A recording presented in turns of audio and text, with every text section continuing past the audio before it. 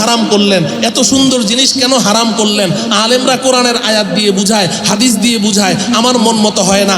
আজকে আমি কারণ পেয়ে গেছি। আরে নবীজি তো আরব দেশের এই সমস্ত ফাটাবাস আর বুড়া বকরির গলার আওয়াজের গান শুনেছে, নবীজির কাছে গান পছন্দ হয় নাই, হারাম ঘোষণা করেছেন।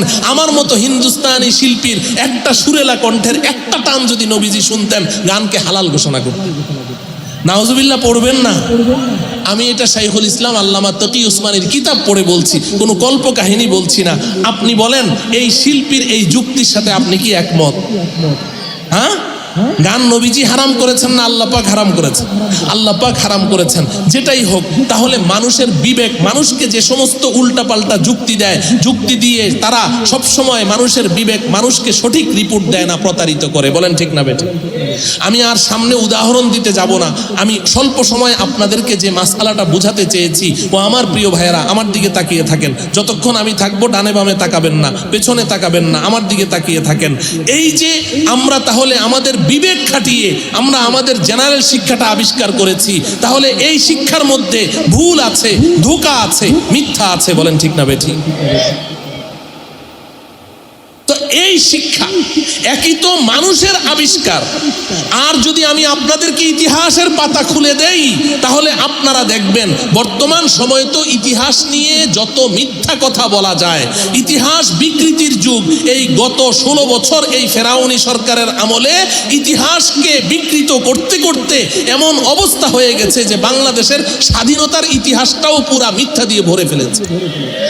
এখন আর সত্য কিছু আমাদের সন্তানদের হাতে দেওয়ার মতো কিছু নাই। আমাদের সন্তানদেরকে এখন সত্য কথা কিছু দিতে হলে নতুন করে আবার ইতিহাস লিখতে হবে। বলেন ঠিক না বেঠিক? মহতারাম ভাইও, একই তো আমাদের মানুষের আবিষ্কার এই জেনারেল শিক্ষা। দ্বিতীয়ত কোন মানুষরা এইটা আবিষ্কার করেছে আমি সংক্ষেপে আপনাদেরকে শুনিয়ে যাই। উলামায়ে কেরামের কাছ থেকে শুনেন। আমাদের এই উপমহাদেশে এক সময় ব্রিটিশরা শাসন করেছে। বলেন ঠিক না বেটা? ব্রিটিশরা শাসন করেছে, ইংরেজরা শাসন করেছে। এই ব্রিটিশরা একদিন দুই দিন না, 190 বছর, প্রায় লাগাতার 200 বছর এই ব্রিটিশরাই উপমহাদেশে শাসন করেছে। ব্রিটিশদের শাসন, এটা তো শাসন ছিল না, শোষণ ছিল। এটা তো জুলুম নির্যাতন ছিল। মুসলমানদের উপরে এমন কোনো অত্যাচার এবং জুলুম নির্যাতন নাই যেটা এই ইংরেজরা চালায় নাই।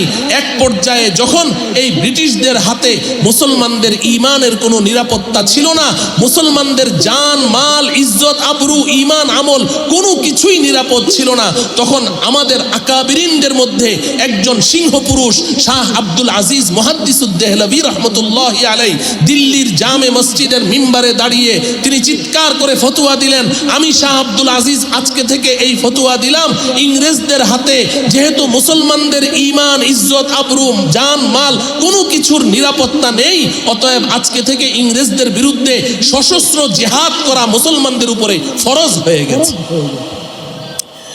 শাহ আব্দুল আজিজ মুহাদ্দিসুদ দেহলভী জিহাদের ডাক দিলেন, আর সাথে সাথে মুসলমানরা পঙ্গপালের মতো ঝাঁপিয়ে পড়লো ইংরেজদের উপরে। ও আমার প্রিয় ভাইয়েরা, আমি ইতিহাসের পাতা থেকে বলছি, এই মুসলমানরা ইংরেজদের বিরুদ্ধে সশস্ত্র জিহাদ করেছে।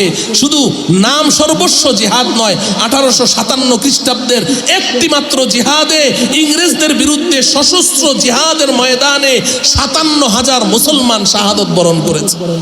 1864 থেকে 67 খ্রিস্টাব্দ পর্যন্ত মাত্র 4 বছরের ব্যবধানে এই ইংরেজরা এই উপমহাদেশের একেবারেই শীর্ষস্থানীয় মাথার তাজ উলামায়ে কেরামদের মধ্য থেকে 14,000 আলেমদেরকে ধরে ধরে তাদেরকে জবেহ করে তাদের লাশগুলোকে গাছের ডালে ডালে ঝুলিয়ে রেখেছে। একজন ইংরেজ ঐতিহাসিক ডব্লিউ হান্টার সে লিখছে যে যখন মুসলমানদের সাথে এই ইংরেজ বেনিয়াদের জিহাদ চলে, তখন আমি দিল্লিতে এক জায়গায় তাঁবু গেড়েছিলাম, অবস্থান করেছিলাম একজন সাংবাদিক হিসেবে, ঐতিহাসিক হিসেবে। আমার তাঁবুর পেছনে বিশাল বড় এক গর্ত ছিল। এই গর্তের মধ্যে আমি প্রতিদিন দেখেছি 20 জন 25 জন করে মুসলমানদের আলেমদেরকে ধরে এনে জবেহ করে তাদের লাশগুলো সেখানে ফেলে দিয়ে আগুনে জ্বালিয়ে পুড়িয়ে ভস্ম করে দেয়া হতো। ও আমার প্রিয় ভাইয়েরা, এই কথাগুলো আমি আপনাদেরকে এজন্য বলছি যে বর্তমান বাংলাদেশে ওই যে ফেরাউনি সরকার, সে তো আমাদের সন্তানদেরকে মিথ্যা দিয়ে ভরে ফেলেছে, তাদের এলেমকে, তাদের জ্ঞানকে পুরা মিথ্যাচার করে করে তাদেরকে তো এখন পথভ্রষ্ট করে ফেলেছে। আমাদের সন্তানেরা শুনে রাখো, অনেক কুলাঙ্গার তোমাদেরকে এই কথা বলে যে আলেম ওলামারা স্বাধীনতা বিরোধী শক্তি।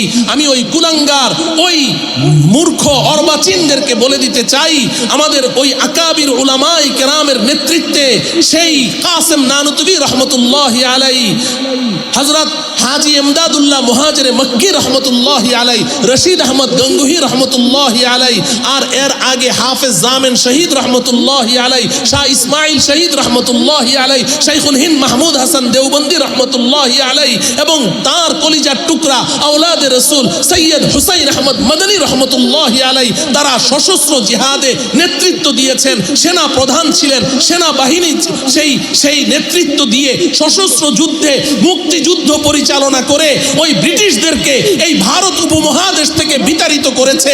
যদি আমাদের আকাবির উলামায়ে কেরাম ওই ব্রিটিশদেরকে এই উপমহাদেশ থেকে বিতাড়িত না করত, তাহলে এই ব্রিটিশরা কখনো ভারত স্বাধীনতার মুখ দেখতো না, পাকিস্তান স্বাধীনতার মুখ দেখতো না, বাংলাদেশ নামে একটা স্বাধীন রাষ্ট্র আমরা পেতাম না। বাংলাদেশের মুসলমান আজও ব্রিটিশদের পা ধুয়ে পানি খাওয়া ছাড়া কোনো উপায় ছিল না। এই ব্রিটিশদেরকে আমাদের আকাবিরিনরা, তারা তাদের রক্ত দিয়ে এই ব্রিটিশদেরকে এই উপমহাদেশ থেকে বিতাড়িত করেছে। ও আমার প্রিয় ভাইয়েরা, এই ব্রিটিশরা যখন পরাজিত হয়, যখন এই উপমহাদেশ ছেড়ে চলে যায়, তাদের বিস্ময়ের কোনো শেষ নেই, আশ্চর্যের কোনো শেষ নেই। ব্যাপারটা কি? সমস্ত অস্ত্র আমাদের হাতে, যুদ্ধাস্ত্র, সমরাস্ত্র, আধুনিক বিজ্ঞান প্রযুক্তি সব আমাদের হাতে। এই ভারতীয়দের হাতে, হিন্দুস্তানিদের হাতে তো কোনো অস্ত্র নেই, ওরা তো নিরস্ত্র। আমরা কেন এদের হাতে পরাজিত হলাম? পরাজয়ের কারণ কি? অনুসন্ধান করার জন্য তদন্ত কমিটি গঠন করেছে। তদন্ত কমিটি তদন্তের রিপোর্ট পেশ করেছে। ও রানী এলিজাবেথের দলেরা, তোমরা এই হিন্দুস্তানের জনগণের বাহুবলের কাছে পরাজিত হওনি, হিন্দুস্তানের এই জনগণের অস্ত্রের কাছে পরাজিত হওনি, তোমরা এই হিন্দুস্তানের ইমানদার মুসলমানদের ইমানি শক্তির কাছে পরাজিত হয়েছে।